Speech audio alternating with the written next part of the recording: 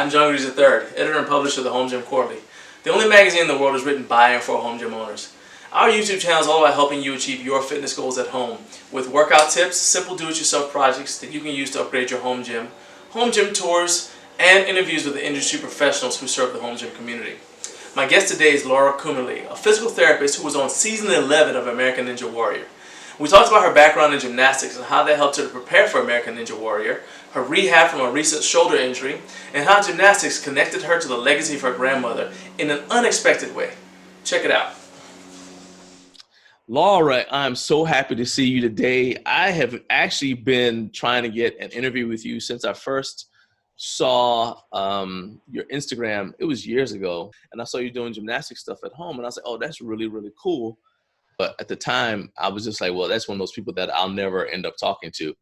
And that was wrong, because here we are. So thank you for taking the time to talk to me a little bit about your home gym and about what you do. Yeah, no problem. I'm happy. Awesome.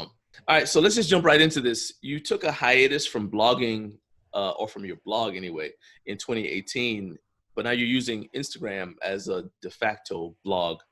Do you have any plans to return to your blog? As of right now, probably not. I took a hiatus from it just because I started a residency program. Now that I've finished that up, I'm just starting to get into a little bit different things. I haven't necessarily ruled it out, but not necessarily up on my to-do list, I guess, to say. You had all these things going on, but I like that you mentioned that you made a conscious decision away from being a perfectionist, and towards what it looks like you have now more of a process-oriented approach. Just like you're like, well, I started a residency, so I can't do all of these things. I'm not going to be a perfectionist, so I'm going to kind of carve off the unessential stuff. Was there one specific event you can point to besides starting residency, but was there one like specific event that said, hey, you know what, you probably need to kind of cut back and change your approach? So when I was in undergrad, before I went to PT school, I did develop some like unhealthy eating habits. Like at the time, I knew they were unhealthy. I knew I needed to change them, but it was like, this is the way it is for right now. And it took many years to kind of get comfortable with that. And I almost started the Instagram account so I could be accountable to, it's like, you show what you can do so you can, I honestly like saw through Instagram what people were doing, and I was like, this is what's missing.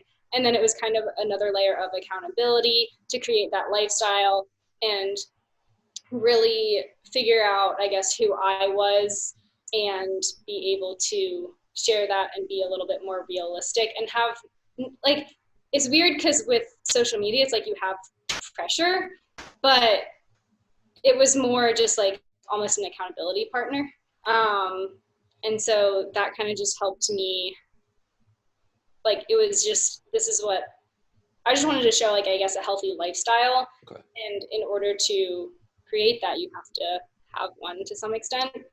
So I just wanted to highlight like the balance, and just being perfect isn't realistic, and it's just trying your best, and that's all you can ask yourself.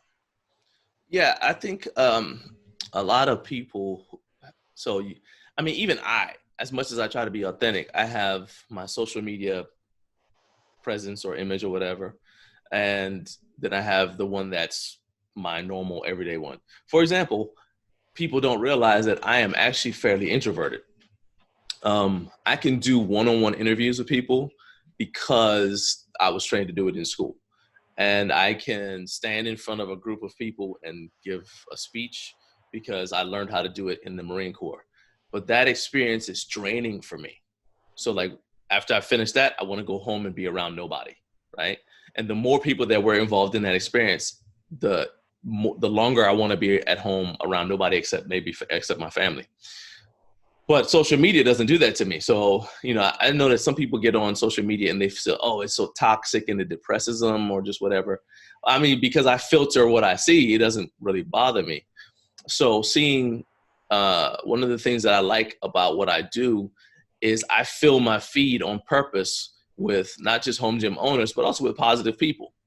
Like I said, I started following you, and you're one of the people who I don't ever see like even in how you respond to comments and stuff. It's always like, hey, we're going to keep it positive and professional, that kind of thing. But I asked the question about the unhealthy, or about the one specific event, because you are a disciplined person. Obviously, you don't get through a residency and all the things you had to do without being disciplined. And you come from a disciplined background as a gymnast. I was surprised when you just said that the unhealthy eating habits started in college, because gymnastics is so notorious for forcing girls to maintain a certain body weight and everything. Since you were able to avoid that, how were you able to avoid it when you were growing up? So I actually went to a gym that was it wasn't a super serious gym. We didn't necessarily have any elite athletes. We just went through level 10. So that it essentially just prepares you. Like, the goal essentially of the gym was to get you onto a college team or for a college scholarship or something like that, if you really wanted to. Otherwise, no pressure really. So the environment that was created there, I didn't necessarily feel that pressure. I mean, every once in a while you get like a sly comment here and there, but like it wasn't like an everyday thing. So, and my parents were great in that regard. So I never really felt that pressure. It was more so as I aged, as I matured, getting into college, your body changes. Right. And it was more so dealing with that process, I think, that triggered things. And then just not being comfortable with who I was either. What's one thing today that you have that you can mentally or emotionally or whatever that you can say you got from being a gymnast? Honestly, a lot. I don't know if I could list all the things. Like, just having like time management. I was in the gym 24 hours a week, so balancing school, and on top of that, that that came from gymnastics. I mean, just discipline that I have with everything that I do. Um, just the body awareness, even. I don't. The list can go on. I just feel like that's what kind of shaped me as a person to some extent.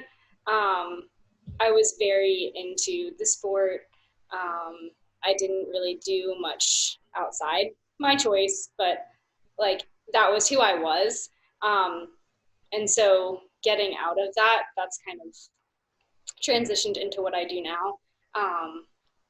But it's pretty much everything who I am came from that.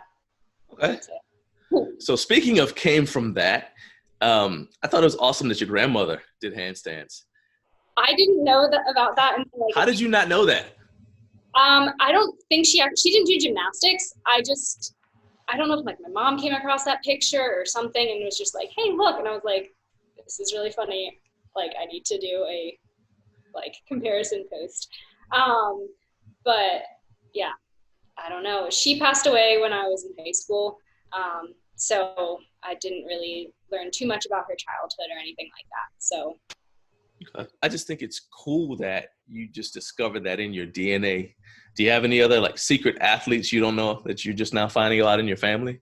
I mean, I knew my mom. She was a college athlete. She played lacrosse. My dad wasn't necessarily very athletic. My sister played lacrosse in high school, but she didn't do that in college. But yeah, my sister and I were just very active growing up. But that's pretty much all of like I know, like, I guess my mom's side is more athletic. My aunt is still very active actually in sports. So. Okay. Let's talk about your Instagram again. You created an Ask Me Anything section, which I thought was pretty cool. And your Ask Me Anything looks like it's kind of like a FAQ. Which question do you get more of? Which one do you get more of? Isn't that dangerous? Or do you hear more from people offering to sell you a wrap? Wraps to go ahead. The wrap, okay. Oh, what's the third one? I could really make your Instagram blow up if you use my super secret method. Right? Those three, those are the top comments. I'm just like, seriously, man. I guess it's all engagement, but it's just annoying. Do you ever get questions that you won't answer? Like for the public good. I don't mean like those questions. I mean like questions like that you like, yeah, I probably shouldn't answer this because of what could potentially happen if somebody takes this and misconstrues it or misinterprets it. Yeah. So I won't honestly give any medical advice over it just because you need to have a full assessment to really be treated. Because there can be a couple things that can contribute to similar symptoms. And there's no way of me knowing by you telling me, hey, my elbow hurts. Um, I, I don't know how it hurts. I don't know what's causing it. And I'm not going to do a full assessment because I legally cannot. So I would refer you to a local PT that you can go to, but I'm not going to give you medical advice over the internet. So okay. That's mainly what I won't answer. I have gotten a couple questions of like my height and weight, and honestly, like that varies from person to person. And because of my history, I don't want to put that pressure on anyone else because honestly, my scale's off. I don't really know. And I don't think anyone should feel pressure to be a certain height or weight because someone else is. Everyone's body is more comfortable at a different weight that's best for them. So, and that can change over time too. So I won't answer that either. Okay. Now you are doing video consulting. You recently started doing that. Which is not the same as giving a medical diagnosis. You said it's more like a functional movement screen almost. Yeah. Well, how's that going, first of all? It's going pretty well. I got more responses than I had honestly anticipated. My expectations are pretty low.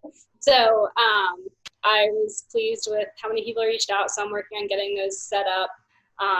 There are like 3 different tiers. So like we can just do an educational discussion on things like core stability, or like posture was one of them, or just like general programming of workouts. And then if you wanted to work on a skill, that's another level. So it's like handstands was another common one. And then if you wanted to go a step further and do like more of a movement screen, like if you're having an issue with like a squat or like handstand specifically, if you're like lacking range of motion or you're just wanting to get better at a certain skill, then we'll do like a little bit of a movement screen, and then we'll give you exercises to correct that to help the functional activity. So those are kind of like the 3 tiers of the consulting that I've started. So let's talk about your home gym, because you're here teasing us with this little glimpse of it over your left shoulder. You and your dad built that thing, all right? Did you use plans from anywhere, or did you just say, let's just give this a shot? Did he have a background in that kind of thing, or how'd you guys? So I found like the standard, like for salmon ladder, you have like each rung is a foot and like standard dimensions like that. My dad luckily is an engineer, so, and he was like a contractor kind of, or handyman more so than anything. So he has a background of like using the tools and designing things, and a safety aspect of it as well, which is important. So I kind of gave him the salmon ladder dimensions and an idea of kind of what I wanted it to look like. I also wanted to combine a squat rack with it just because that was really what I wanted to do, was more so have a squat rack. And then I was like, if I'm building it, I might as well make it a salmon ladder. So we kind of just made some plans. And then a couple of days later, we were at the store buying wood and everything. So okay. How tall did it end up being? So my first apartment complex told me that there were 12-foot ceilings, so I made it a couple inches shy of that, but they lied and said it was 11 and a half feet. I don't think anyone would measure it, so we had to cut a little bit off the top. So I think it was like 11 feet 3 inches or something like that. Okay, you said your first apartment complex. That tells me that you've moved since you guys built that thing. Did you take it apart, or did you just convince 75 friends to help you pick it up and get it out the door? No, we took it apart and then we put it back together. Okay. Awesome. That was the third time because we had to test it before I moved into my first apartment, to see if it was safe and would hold everything. So. Okay. All right. Um, so aside from using that, you seem to have a mix of kettlebells, barbells, and body weight stuff in your program. Obviously, handstands, things like that. How much of it, when you program, how much of that is based upon just your background with the things that you did to prepare your body for gymnastics? How much of it is based upon what you've learned as a physical therapist over the years? And you also have been on American Ninja Warrior. Um, so how much of it is combined with those things and then preparing your experiences, preparing for Ninja Warrior? Um, I would say, I mean, it's just a mix of everything. I like to incorporate more body weight stuff because that's fun, but I also see the value in strength training. And I started that when I competed in college, and it just kind of carried over. Um, as with the ninja stuff, I've incorporated that more as fun stuff over just the years and learning stuff. Um, but that's a little bit newer on that end of things because I only started about a year ago, and then I had a shoulder injury, so I had to take some time off of that, and so it hasn't gone as smoothly as I would like. But it's really, I use what I like doing and my goals, and then create a program for that. So if it's like I want to work on power for the warped wall, then I'll like change the tempo in my squats and things like that. So it's really I just combine everything. Um, and like I feel like any exercise program should be created just incorporating everything, like fun stuff that you need to work on that's not quite as fun, but it'll get you to your goals. So yeah. But so many people are unable to, especially people who train at home, because we started out training at home and we see only the things on social media, or because we're exposed only to the things that we decide to go look at. And on social media, they selectively send you stuff based upon what you've already liked, so it's hard for you to see anything that's outside your current paradigm. And so how was it that you were able to create a holistic way of creating a program, and how do you actually see different influences? Like, is it because of work that you're able to still continue to add new ideas into your toolbox?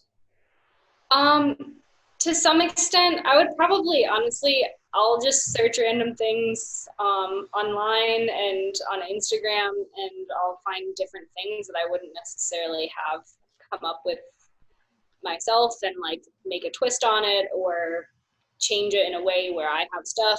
I also like reflect back on like drills that I did in like gymnastics and things. And then also incorporating the ninja workouts. I did go to a ninja gym for a period of time, so I did kind of learn a little bit from that. And so just kind of keeping my mind open to different training styles as well.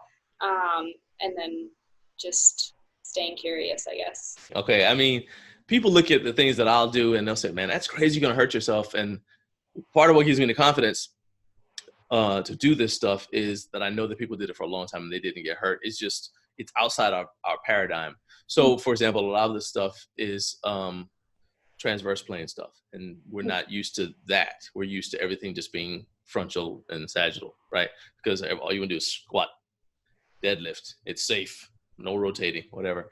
But at the same time, though, I I don't want to say that it's like the word that keeps popping into my head, especially when I'm talking to you, is freeing. Like, because you're at home, there's nobody to show up and stop you from doing a thing, and I love that you're keeping it fun. Um, as we're wrapping up, let's talk about Ninja Warrior, because you mentioned, I think, that you went to a training center, a specific training center. Tell me how that was and whatever you were able to tell me about the tryout process. So going to a ninja gym was definitely a different experience. Everyone there is like super nice. It's one of the newer sports where the community is really good. So you can walk up to anyone and ask any question that you want, and they'll give you an answer. And you'll just end up talking there for a while. So the ninja gyms, multiple, they're great. I've been to a couple. The process for auditioning, honestly, one of the producers reached out to me via email. I'm just like, hey, are you planning on it? And I was like, I wasn't, but I guess I will. So I just threw stuff that I had together already from Instagram, and sent that over. So you send a tape in or something like that to Yeah, audition? Okay, they don't have you like go somewhere to try out. you send it. It's online, and so you submit a video, and then you get a call, and if you like make it to the regional qualifier, and then luckily it was. I probably wouldn't have done it if it wasn't going to be in Atlanta, just because I was in residency and doing all of these things, and I was like, I can't take off work. So luckily, I was able to adjust my hours that week and make it happen. But it wasn't as crazy as I would have thought. So with the fun. You said you wanted to go back and do it again. So now that you're done with the residency, I mean, you still have a job, you still have to work, but you're done with the residency at least. What would you change about the process from your end, if you could?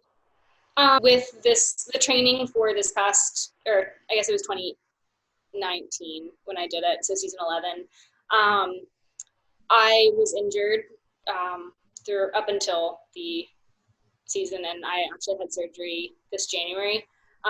So I would train more so the prep time for it because I wasn't able to train as well as I wanted to because I was a little bit apprehensive on some of the obstacles because I wasn't sure how my shoulder was going to hold up.